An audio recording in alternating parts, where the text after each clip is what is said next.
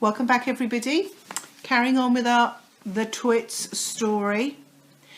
Yesterday we read about how Mr. Twit puts glue on the big dead tree to trap the birds for his bird pie, but how finally the monkeys are giving the birds the message, aren't they? And he's not getting his birds for his bird pie, so he's quite cross. The next chapter, like I said yesterday, is called Mr. and Mrs. Twit Go Off to Buy Guns. I don't think I like the sound of this. The next morning, when Mr. Twit came out with his huge basket, not a single bird was sitting on either the monkey cage or the big dead tree. They were all perched happily on the roof of Mr. Twit's house. The roly-poly bird was up there as well, and the monkeys were in the cage, and the whole lot of them were hooting at laughter at Mr. Twit. "I'll wipe that silly laugh off your beaks," Mr. Twit screamed at the birds. "I'll get you next time, you filthy, feathery frumps. I'll wring your necks, the whole lot of you, and have you bubbling in the pot for bird pie before this day is out." Look how cross he is. He's so cross. Ha, good. And there are the birds. You see them on the roof, laughing at him. "How are you going to do that?" asked Mrs. Twit, who had come outside to see what all the noise was about. "I won't have you smearing sticky glue all over the roof of our house." Mr. Twit got very excited. "I've got a great idea," he cried. He didn't bother to keep his voice down because he didn't think the monkeys could understand. "We'll both go into town right away and we'll buy a gun each," he shouted. "How's that?" "Brilliant," cried Mrs. Twit, grinning and showing her long yellow teeth. "We'll buy those big guns that spray out 50 bullets or more with each bang." "Exactly," said Mr. Twit. "Lock up the house while I go and make sure the monkeys are safely shut away." Mr. Twit went over to the monkey cage. "Attention!"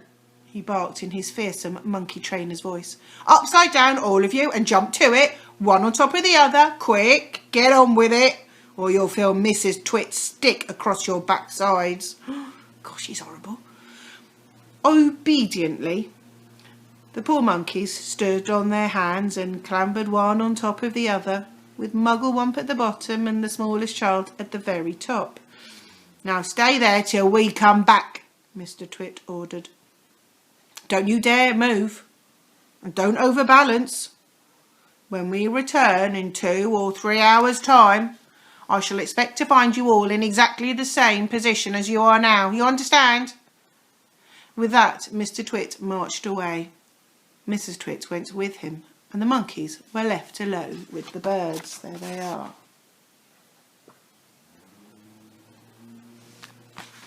Next chapter, Mugglewump has an idea.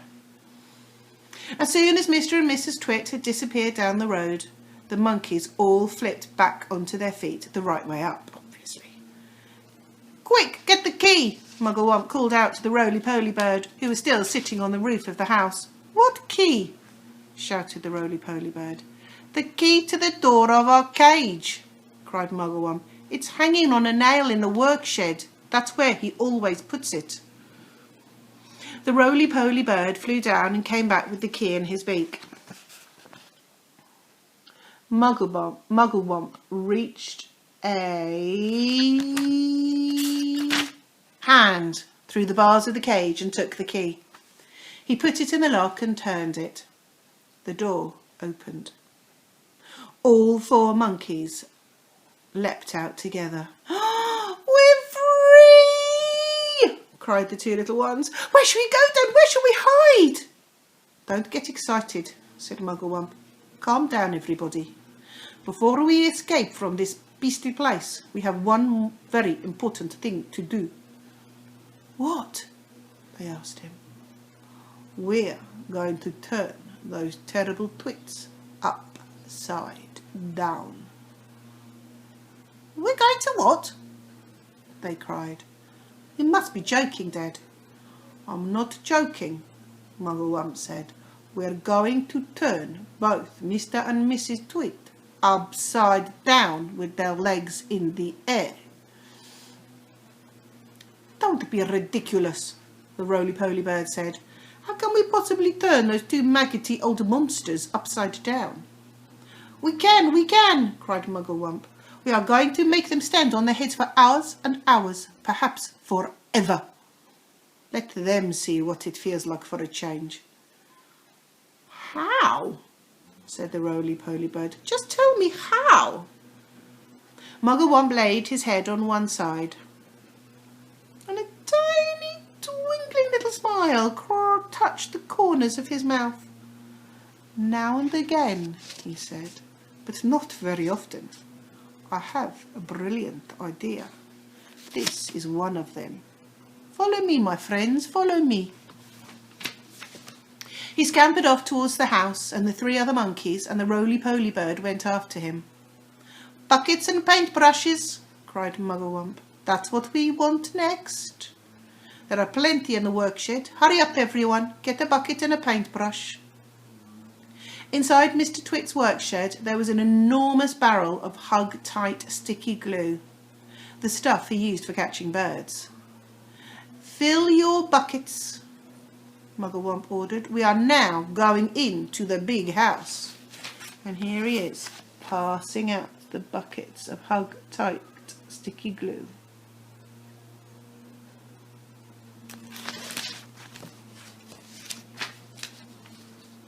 Mrs. Twit had hidden the key to the front door under the mat, and Mugglewump had seen her doing it, so it was easy for them to get in. In they went, all four monkeys with their buckets of sticky glue. Then came the roly-poly bird flying in after them with a bucket in his beak and a brush in his claw. The great glue painting begins.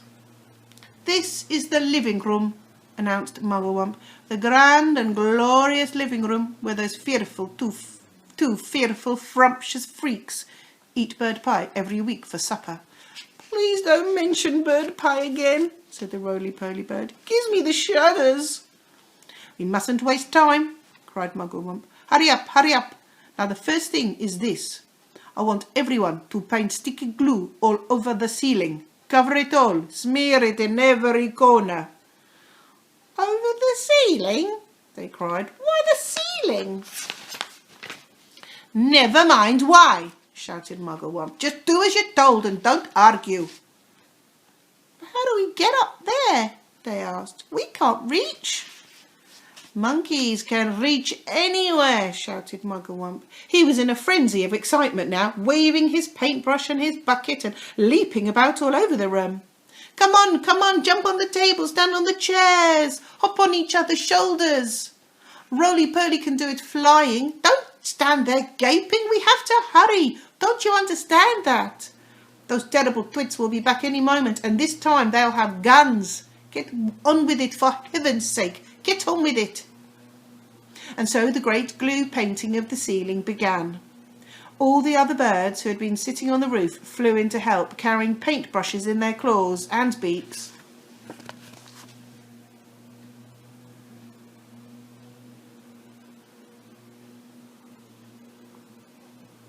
There were buzzards, magpies, rooks, ravens, and many more. Everyone was splashing away like mad, and with so many helpers, the job was soon finished.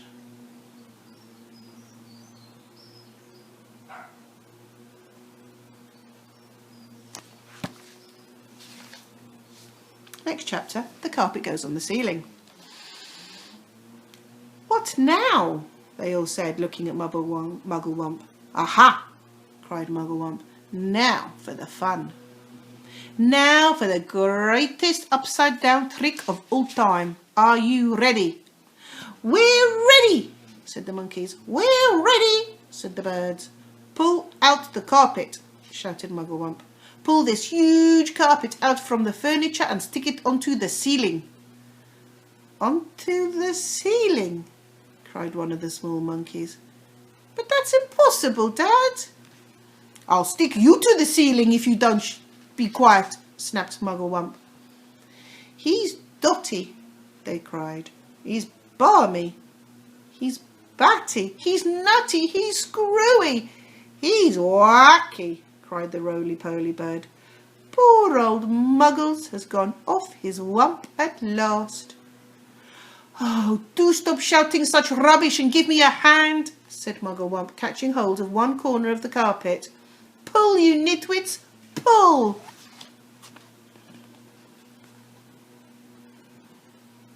The carpet was enormous. It covered the entire floor from wall to wall. It had a red and gold pattern on it. It's not easy to pull an enormous carpet off the floor when the room is full of tables and chairs. Pull! Yelled Mugglewump. Pull! Pull! Pull! He was like a demon hopping around the room and telling everyone what to do. But you couldn't blame him. After months and months of standing on his head with his family, he couldn't wait for the time when the terrible Twits would be doing the same thing. At least that's what he hoped. With the monkeys and the birds all pulling and puffing, the carpet was dragged off the floor and finally hoisted up onto the ceiling. And there it stuck, all at once.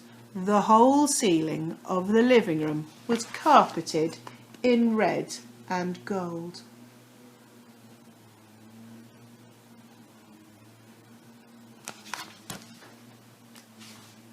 And that's where we're going to stop. Tomorrow we are going to finish it.